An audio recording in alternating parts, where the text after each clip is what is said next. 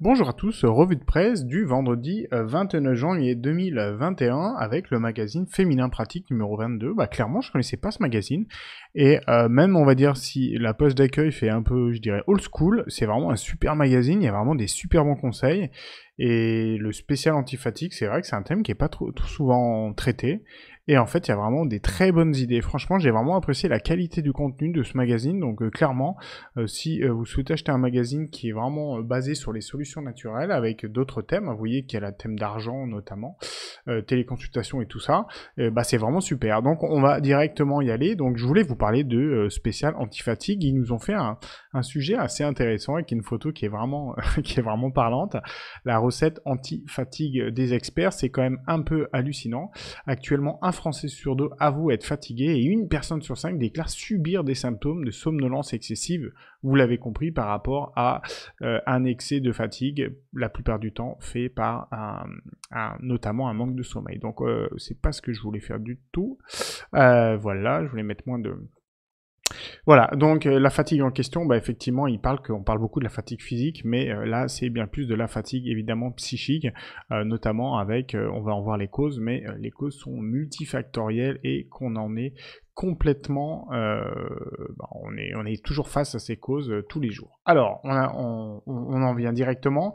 Donc cette fatigue intellectuelle, donc s'accompagne la plupart du temps par des sensations désagréables de repos. On a des troubles de l'appétit, du sommeil, des troubles de la mémoire. On peut être nerveux, on peut être, on peut avoir, on peut pas avoir de patience, manque de concentration. Les causes peuvent être vie familiale, travail, surmenage intellectuel et physique, stress. En effet, comme ils disent, la vie frénétique, trépidante et traumatisante joue un rôle important dans la fatigue nerveuse, tout simplement. Alors effectivement, quelles sont peut-être les causes? C'est une charge mentale éprouvante, et oui, par rapport au travail notamment. Pourquoi c'est un mal de notre société moderne? C'est vrai que c'est assez... J'aime bien comme il parle, ce médecin. Il dit tout simplement fatigué de ne pas trouver le sommeil, fatigué de chercher l'âme sœur, fatigué d'élever des enfants qui deviendront des ados épuisants, fatigué de lutter contre les maux de douleur, fatigué d'être disponible en permanence, fatigué des écrans, du digital, enfin bref, de beaucoup de choses. Des causes de la fatigue psychique, il y en a énormément. Je pense qu'on pourrait en trouver une tous les jours. Et ce qu'on a dit, c'est un Français sur deux. Mais les femmes jeunes, en fait, de 21 à 31 ans, également, en fait, c'est pour dire que tout le monde était concerné, pardon. Les femmes, les jeunes, moins de donc 21 à 31 ans, les travailleurs indépendants sont les plus enclins à subir de grosses fatigues, mais aussi les inactifs non retraités, femmes au foyer, chômeurs, lycéens, enfin bref. Tout le monde, comme on l'a dit, est concerné. On a vu maintenant les manifestations diverses. Ça peut être des problèmes de sommeil, ça peut être l'humeur maussade, le manque de dynamisme, la baisse ou le ralentissement de l'activité, un manque ou la baisse de motivation. Voilà. Enfin bref, après c'est un peu personnel, mais clairement c'est hyper important et on semblerait qu'il y a vraiment un coût pour la sécu. Cette fatigue persistante a entraîné pour un quart des personnes concernées et donc 12% de la population un arrêt de travail ou d'activité. Donc autant dire que c'est hyper important.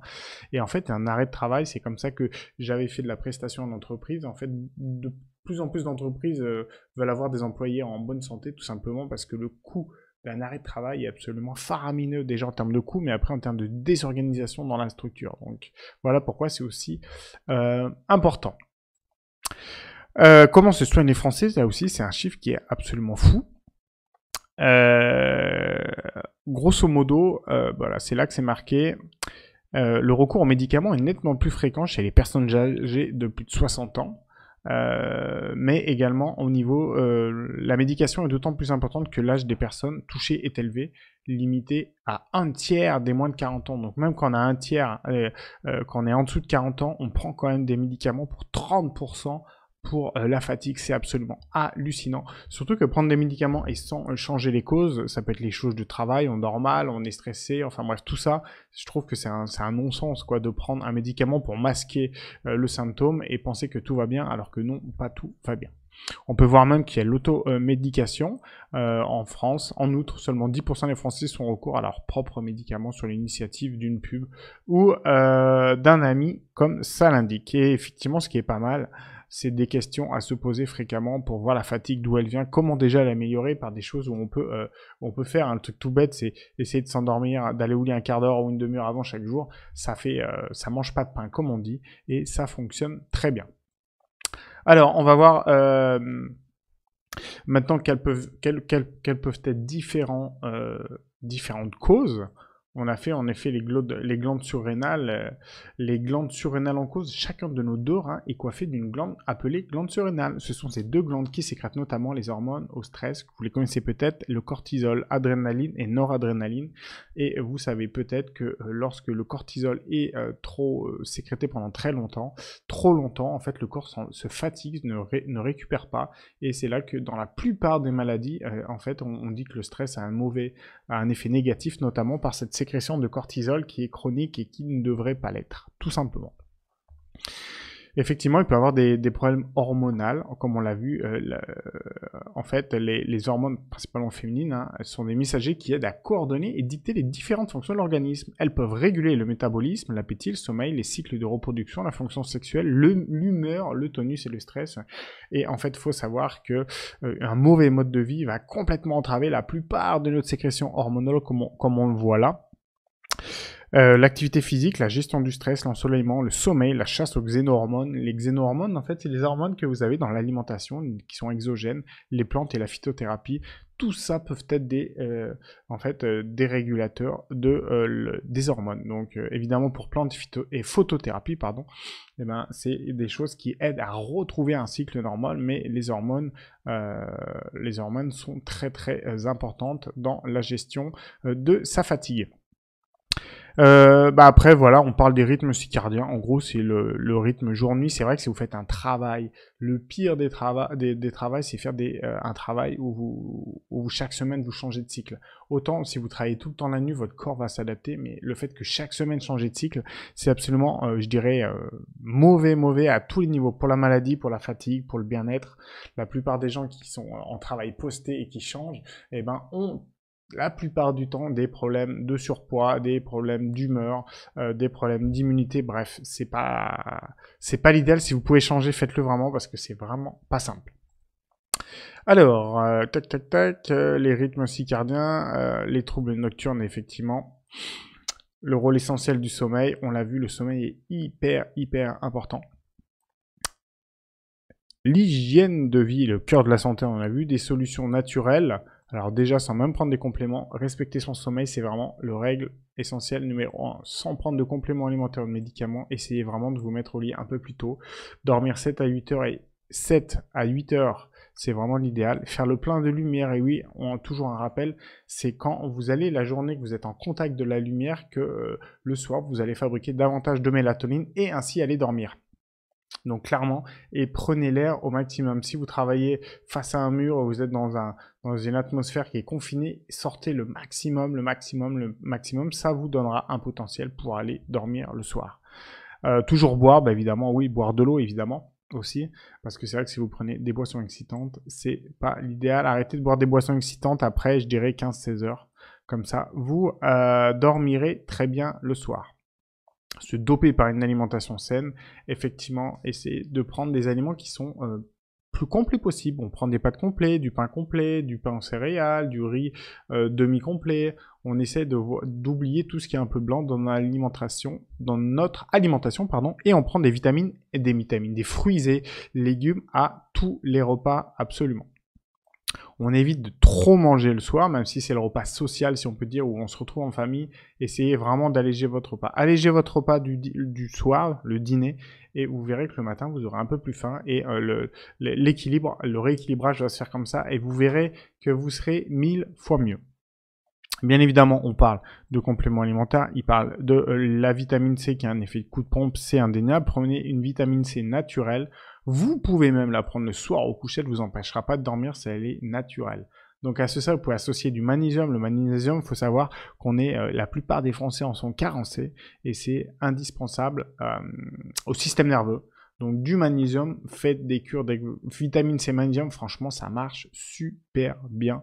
En fait là c'est même pas des produits stimulants, c'est simplement que votre corps en a besoin. Donc du moment que vous couvrez pas vos besoins en vitamines et minéraux, tout simplement, vous verrez que le corps peut pas récupérer au mieux. Donc déjà si on couvre ses besoins en vitamines et minéraux, vous verrez que ça va vraiment aider à retrouver la vitalité et de l'énergie. Alors après, on parle d'un complément. Effectivement, la spiruline, de l'ordre de 3 grammes. La spiruline est un super bon complément alimentaire. Elle n'a pas de vitamine C notamment. Elle a du magnésium, mais c'est quelque chose qui est très très riche en plein de vitamines et minéraux qui est super. Voilà, comme ils parlent aussi d'aller prendre l'air. Même prendre l'air, c'est pas forcément faire du sport tout le temps, mais c'est aller marcher tout simplement. Donc le matin, on se gare loin. Quand on va au travail, on sort un arrêt de bus avant. Si on va au supermarché, on se gare au fond du supermarché. C'est des trucs tout bêtes, mais si vous faites ça le plus souvent possible, c'est toujours ça de gagner. C'est toujours les petits gestes. C'est toujours les petits gestes qui font de grands résultats, comme on dit.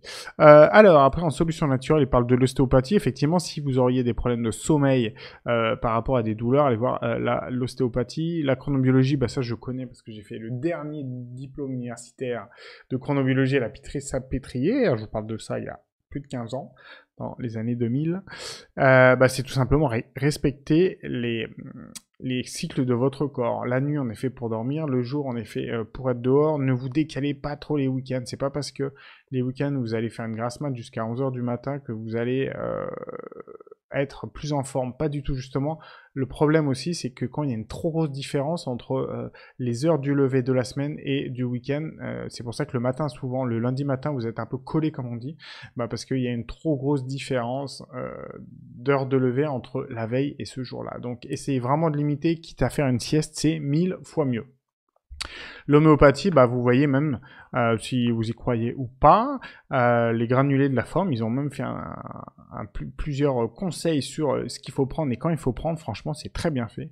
L'aromathérapie, donc c'est les huiles essentielles. Moi, ce que j'adore dans l'aromathérapie, c'est la menthe. La menthe donne vraiment un goût de fraîcheur, un coup de fouet qui est super bon. Les autres huiles essentielles, c'est pas très bon. L'huile essentielle de menthe, elle joue très bien. Elle peut être mise dans les yaourts, elle peut être mise dans des desserts. Ça ramène un petit goût super sympa. Les cas des fleurs de bac, c'est si vous avez une fatigue psychique qui est due à une mauvaise gestion des émotions. Là, vous pourrez prendre effectivement des fleurs de bac. Je vous en donne pas parce que c'est très personnel. C'est mieux d'aller en magasin et puis discuter avec des gens, faire votre propre recherche. Mais ça peut aider pour les fatigues psychiques. Quant à la phytothérapie, bien évidemment, bah, on parle de la vitamine C, on parle l'eutérocoque qui est du ginseng, qui sont